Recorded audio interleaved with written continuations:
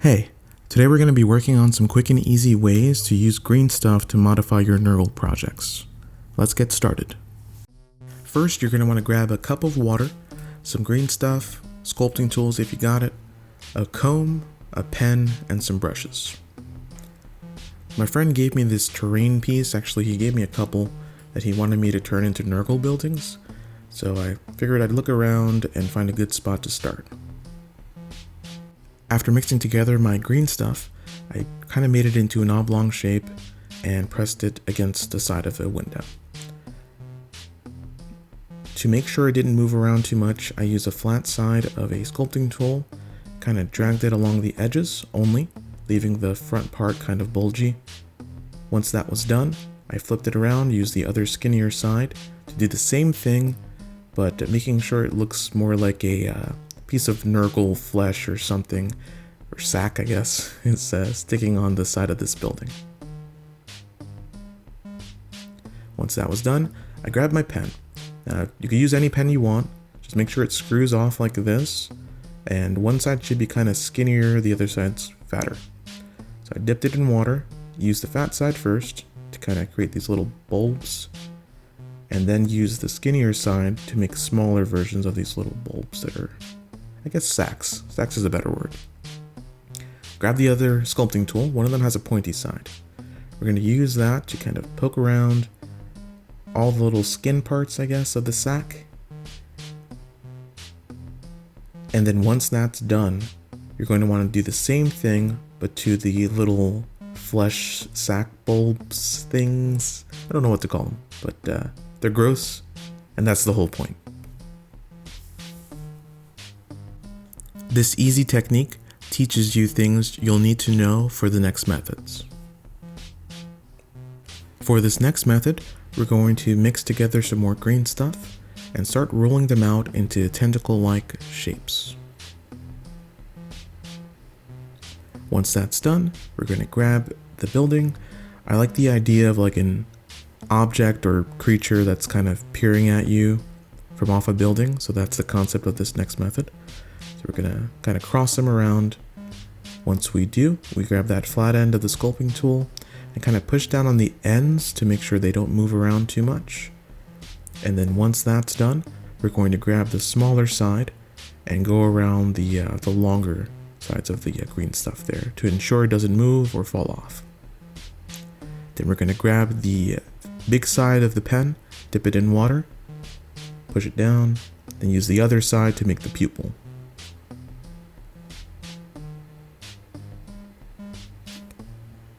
Once that's done, we're going to grab some more green stuff for the eyelids and kind of push it around and make sure it blends in well with the green stuff. Once that's done, we're going to grab the pointy side again, dip it in water to make sure it doesn't stick onto the green stuff, and we're just going to create some more pores onto this weird creature. And here's how it turned out. As you can see, we used previous techniques for this method, but created something completely new. Now we're going to add on to that arsenal of techniques in this next method. For this next method, you're going to want to grab a good amount of green stuff, roll it out into a tube-like form, and then use your finger to kind of push it around whatever you're modifying.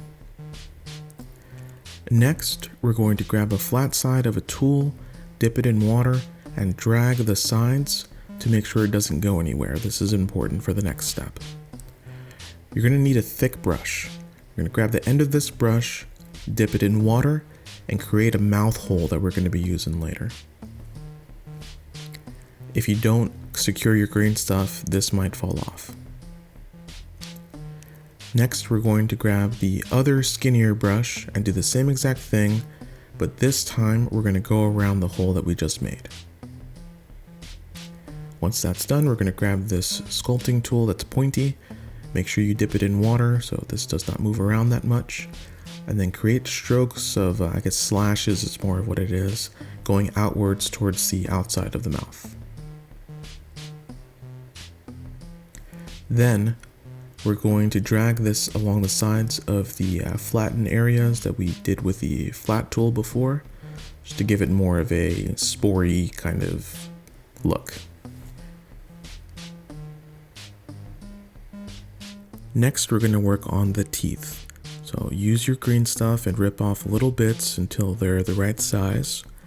Once you have enough, grab the water and dip your fingers into it off screen and roll the ends of the green stuff.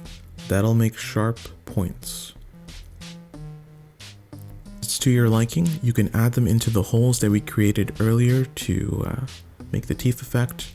Use a tool if you need to make sure the teeth kind of go into the hole. Kind of gives more of a chompy effect, I guess. And you could also use the pointy side of your tool to create pores. I ended up doing that after the teeth were already put in. And here's how our creature turned out. Now that we know this method, we can apply this knowledge to our next method that we're going to try. I rolled out some more green stuff and to a tube-like shape and stuck it onto the side of the building. Then grabbed my sculpting tool, the flat side, and kind of drug it along the sides of the edges like we did in the previous steps, leaving the middle part bulgy because we're going to use that later. I used the other end of this sculpting tool to drag it along the same edges that I just pushed down to create a kind of grasping like feature onto this green stuff, like the sacs trying to spread its disease into the rest of the building. Next, we're going to grab the skinny brush and dip the end into water, create little indents or divots into the bulgy parts of the green stuff. Then use that same tool to kind of angle them upwards because some worms are going to be popping out this in a second. We're going to rip out some green stuff into small tic-tac-like shapes. You want to make sure they're small because once we roll them, they're going to elongate a little bit. Now you're going to wet your green stuff and roll them along the edges of the comb going outwards. This will create some ridges.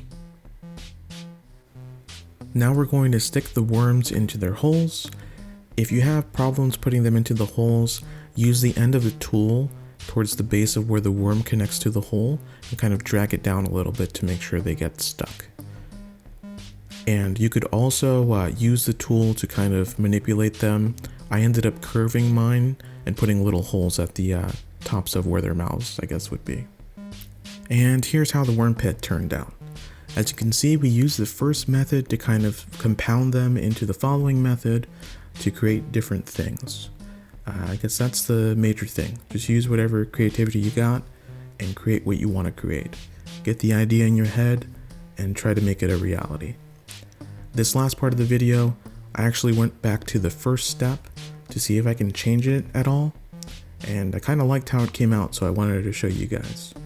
So as you can see, I just put some more green stuff, 3 different parts, I guess, long parts, and use the pen, the thicker side, to stamp out some cysts, and then did the same thing with the other side to create smaller cysts.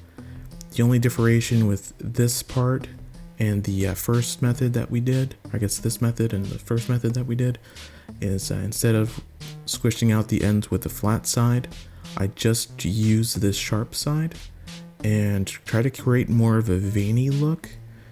You can accomplish this by, instead of just going around the borders of where the cysts are, I kind of went into them. So to peel them out and make it look more like a cyst that's about to pop.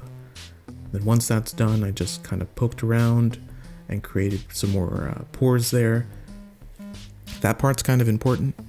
You want to make sure the shades and stuff, once we get this primed and painted, has somewhere to pool.